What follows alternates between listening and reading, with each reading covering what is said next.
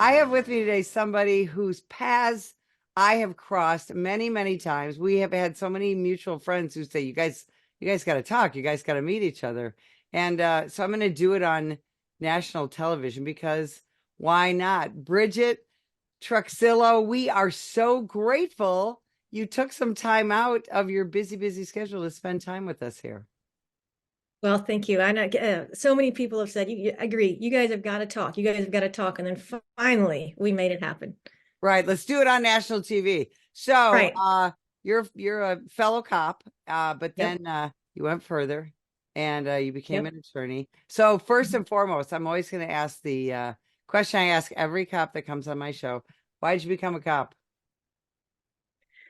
Well, I've said many times that I'm a real dork in the sense that like I truly believe in right and wrong, that I truly believe that people should be held accountable. I mean, I have three kids. It's the same way that I raised my kids to be a good person, do what's right, look out, could be kind to others. And when that doesn't happen, I feel like somebody should call you on it or there should be consequences for it. And well, I don't mean brutal punishment. I just mean to hold people accountable for what's right. And so that was definitely a big part of that in wanting to have a job that mattered in that sense. And then also, I was really young at the time, and I was into exercise, but in my early 20s, and I thought, well, will I exercise forever? Will I have the motivation for it? And I thought, well, I'll just get a job that requires me to be fit. And so then joined the sheriff's office, and then I quickly learned that law enforcement doesn't really require you to be fit. But I chose a challenging path to do that because I was on the SWAT team. But now I'm 48 years old and I still work out regularly. So now I know that it's not the job that motivates that. But that was those two things really, as I wanted to do something that would contribute to a safe and just society, and then I wanted to be fit. That was why. So, talk about, and I think people are always surprised to learn that we don't have in law enforcement these high fitness standards in every agency and all that. I'm the same as you. I was, I to this day at age 64, I love working out. And but that whole do we stay fit in law enforcement is very much a personal thing unless you have an assignment that requires you to stay fit. But I would argue that every assignment in law enforcement, whether it's patrol or detectives or supervision, or you're the chief of police or the sheriff of the agency, that fitness is so incredibly important, not just for your physical well-being, but your mental health, right? Oh, 100%. We could talk, we could fill this whole conversation with, and I'm not a scientist, I'm not a doctor, I'm not any of those things. And yet I've obsessed at this, up to this point in my life with being fit and healthy. And it's for longevity. I mean, at this point in my life, it's sure there's some vanity to it, but it's also for longevity. I mean, I want to be functioning. I have had kids later in life. I'm 48 and have a 6-year-old. I want to be able to enjoy my son as a grown man and his grandkids that that I'll have with him, hopefully. I want its longevity and its health, but 100%, my exercise is one of my very important mental health tools. So you are now a practicing attorney. Tell us about that transition from deputy to attorney. So I went into law enforcement thinking that it would be my forever career, and I wanted to went local so that I could maybe someday go federal. And when I got to the sheriff's office, I choose, I guess I constantly choose challenge, not guess, I know. And so I went into, started in patrol, and there was an opportunity within less than a year to go to undercover narcotics. So I switched to undercover narcotics. And then right around the same time I got on the narcotics unit, there was an opening on the SWAT team, and I thought, that'd be cool. um, so I tried out for the SWAT team and I made it. And so I was the only female on the SWAT team, the only female they had ever had. They have not had one since. And that came with that all the challenges you would expect. No, physical harassment, no physical assaults, but over time it was that it just didn't matter. Nothing did was going to matter. They did not want me there. I was, just constantly in trouble and trouble and trouble and trouble. And so going into law enforcement, like I said, wanting to do something that matters, wanting to have a positive benefit in my community, and then my own department doing things to continually say, no, you're wrong. No, you suck. No, you're awful. Sorry. I don't know if I can say that. You can bleep that out. And so, it really started ultimately I mean, there's a culmination where I round out my own SWAT team was calling me a rat behind my back. And it was like we had executed a search warrant where I had done the undercover buys 3 times where a guy was practically holding a rifle the whole time. And I got the search, I did the buys, I got the search warrant. We were executing my search warrant. And then I found out on the way that, and there's a longer story behind that. But then ultimately I went to my SWAT team commander and I was like, look, I'm not asking for better treatment. I'm just asking for equal treatment. Like and I'm not asking that everybody gets in trouble. I'm just saying, if I make mistakes and mine are written up and I get reprimanded and I get probation and I get 500 mountain climbers, then the guys should get the same thing. Or like, let's figure out what the standard is, but it shouldn't be just me. And he then took that and told my team that I was trying to rat somebody out. So that was the straw that broke the camel's back for me, because it had been really bad up to that point. Ultimately, I knew at that point I was going to go to law school because I just decided I didn't want to put up with that. It was a choice I could make and I had done enough investigations in the narcotics unit to work with federal investigators, and no disrespect to any federal investigators out there, but learned that I was going to face the same issues, maybe just slightly bigger egos the higher up you go. And I just chose not to do that. And so I quit, and it was a horrible decision. It was so one of the worst. It was so hard, a really hard time. But I went to law school and I thought, I don't know what I'm going to do with this, but it can't be a bad thing.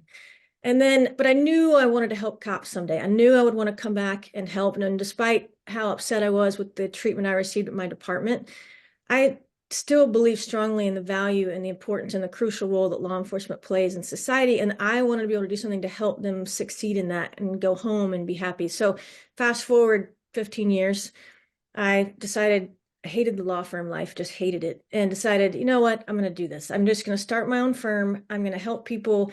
And what I do is I had no one I could turn to for answers when I was at the sheriff's office. When you get investigated by internal affairs, you can't talk to anybody about it. Well, if you're the only female on the SWAT team facing issues, like, well, who am I supposed to talk to about this? And would never have reached out to my union rep because I felt like he would have just been part of the problem. So that's who I am now. I am the person that you call when you're facing these things within your department and you don't know who you can trust and you just really are desperate for answers.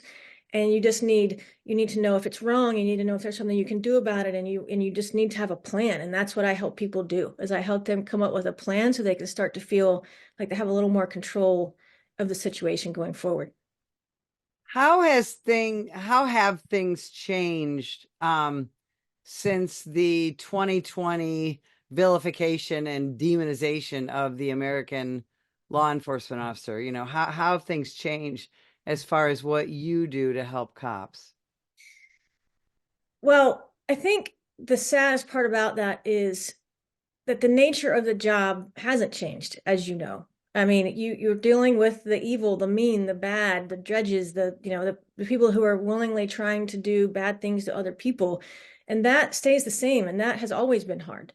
And then, but the sad part is that because of the shift in public opinion, that also comes sadly from district attorneys, mayors, city council members, city managers, city administrators, who will actively make things more difficult for law enforcement officers. But within the context of what I do, which is the employment law issues, is that they will then try and speak up for themselves.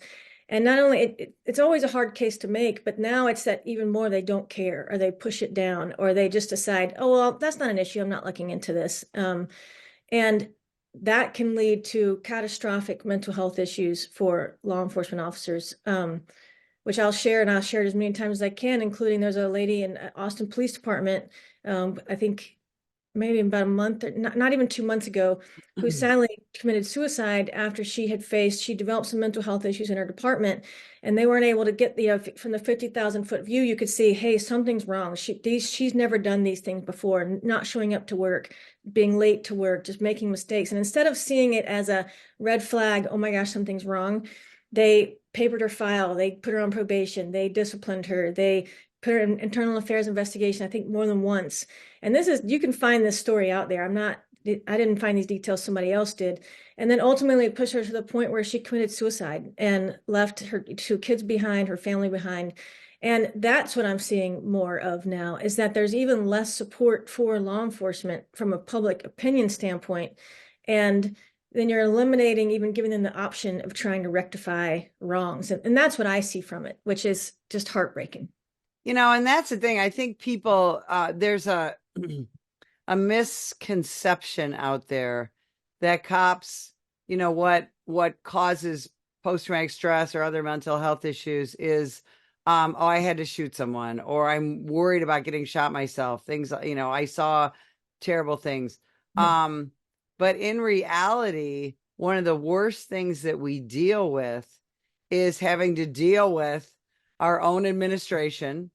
There's just so many frustrating things happen from an employment standpoint. And then when you have been absolutely vilified and demonized by your public, and you see it on the news every night, and this and that ultimately what you do, not only what you do doesn't matter from a national perspective or a local perspective, but what you do is somehow evil and racist and this and that. When in reality, like you, like me, like most other cops, we got into this job to help people.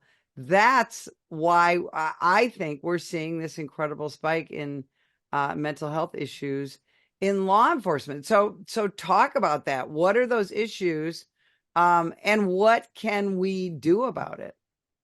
It's like I said, and why I do what I do, which is to give people the answers that they need for somebody to sit like where I know, like not only have so I've been through it, first of all, so I completely understand what you're going through.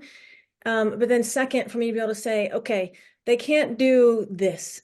So you need to do something about it. But what I tell people all the time is if I would have come to me back then and said, oh, Bridget, this is wrong. You need to report this. And then if you would, as an attorney, if I would have said, and you should file a lawsuit, I would have said, whoa, whoa, whoa, whoa. I don't want to file a lawsuit. I just want to do my job. Like, just tell them to leave me. Can you make them leave me alone and let me go? I want to be a good SWAT operator. I want to be a good investigator. I want to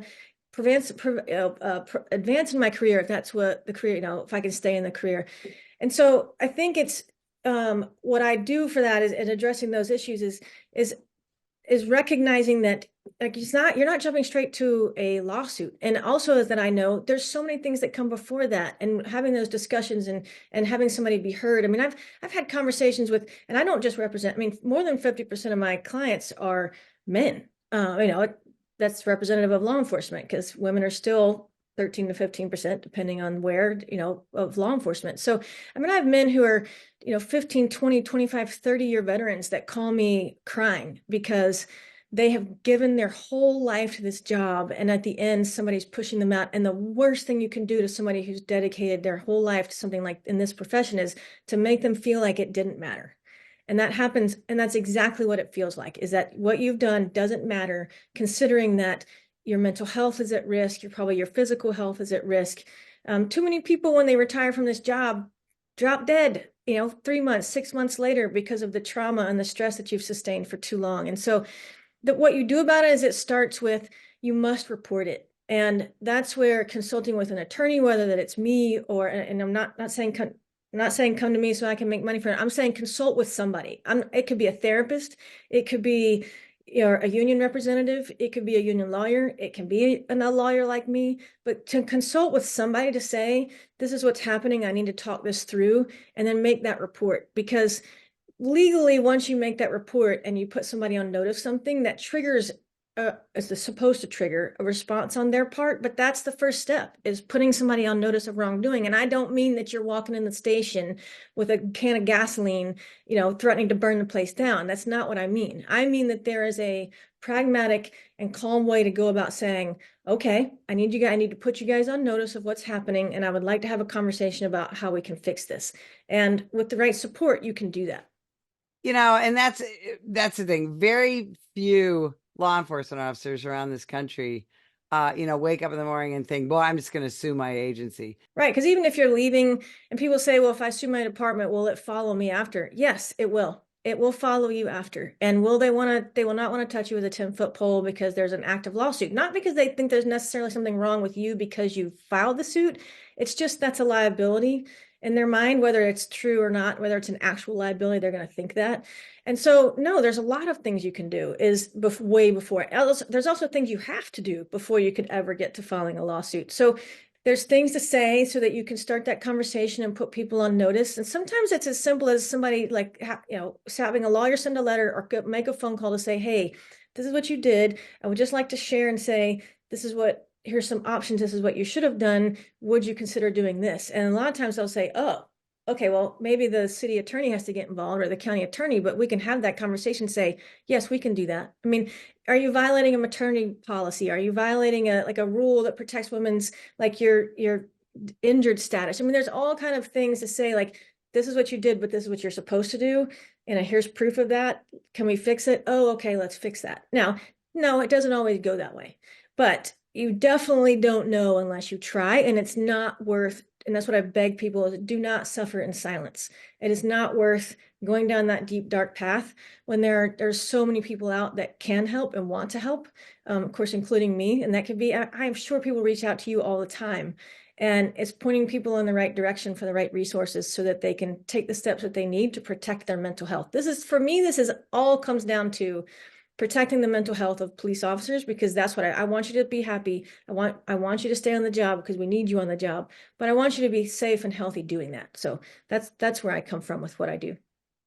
What do cops need to do when if somebody's watching this, or if you're a police family member, things like that? What do we as law enforcement officers need to think about to protect our own mental health? I think it's like we talked about with physical fitness, is it's up to you, and no one's going to do it for you. Um, I remember when I was when on the SWAT team, and it was just constant, like, in trouble, just spot. And I get it. I knew that. I knew I was going to be in the spotlight, being the only female on the SWAT team. But at the same time, at some point, you just got to, like, get over it. Like, we're all doing the same job. And what I wanted is I never officially reported it. And that's my only real regret from being in law enforcement, is for multiple reasons. Why do I regret that? Because number one is I never put them on notice that what they're doing is wrong. So then they thought that, well, then what I'm doing is okay. Well, no, it's not okay. So then anybody that comes after me is going to suffer in the same way. But also is that no one's going to do it for you. And it's not you can't consider it a personal attack against you. It just is. And if it's not wrong, you have to say it. I wanted somebody to stand up for me and make things stop so bad so that it didn't have to be me to say it. So it wouldn't be as bad on me if I did say it. But it's just never going to happen. It's just not people, not because people are evil. They're not because they're willing something bad to happen to you on a daily basis. It's just not the way it works. So you have to stand up for yourself.